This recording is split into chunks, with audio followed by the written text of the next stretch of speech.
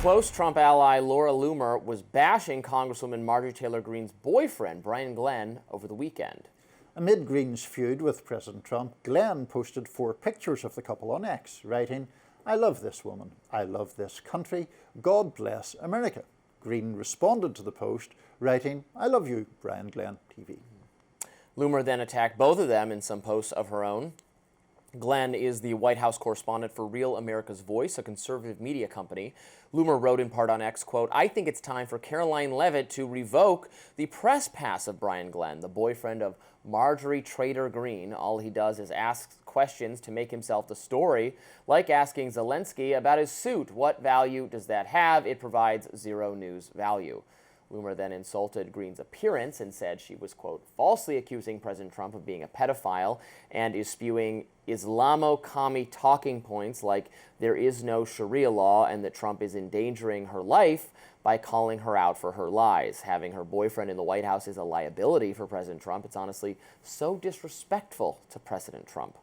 Glenn simply responded by telling Loomer, quote, "Shut up." Expletive. Look, Laura Loomer, I mean, I just don't, it seems to me she just has no baseline of decency at all, and she will just attack people on any grounds, however spurious or however personally vicious, and, you know, sometimes assail them with kind of innuendo or just false allegations. I don't know. I mean, I don't know if you've ever met her. I certainly have not, but she seems a very imbalanced person. I've certainly been at events where she is. I also saw her on the street the other day. Oh, didn't go and say hi? I think she was scooting past me. I don't mean to cause, don't want me to accused of threatening violence on. I'm not telling you where it was or anything. Sure. Somewhere in the District of Columbia.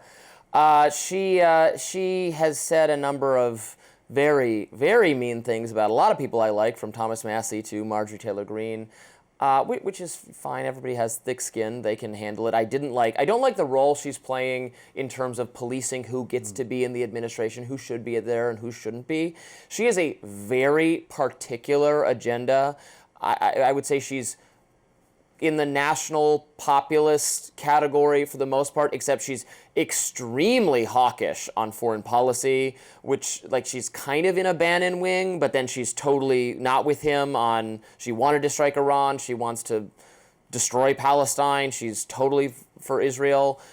So she has that difference of opinion with Marjorie Taylor Greene, but then she's accusing Marjorie Taylor Greene of wanting or not being sufficiently worked up about Sharia law. I mean, you criticized Marjorie Taylor Greene when we interviewed her. You asked her a tough question about her tweeting a meme of Sharia law overtaking New York City because of Mamdani. Right. So it's funny that you scrutinized Marjorie Taylor Greene for that, and Laura Loomer saying she's not Islamophobic enough. It's just it's crazy to make that accusation about Greene. I think I should say as well, you know, Real America's Voice, which is Brian Glenn's network, I frankly don't consider a legitimate news organization. That being said, because it's so anti-Trump, right? Yeah, I mean, it's the most pro-Trump network it is possible to be. It's essentially a propaganda network. But I do give Glenn dues for standing by her in such emphatic a way.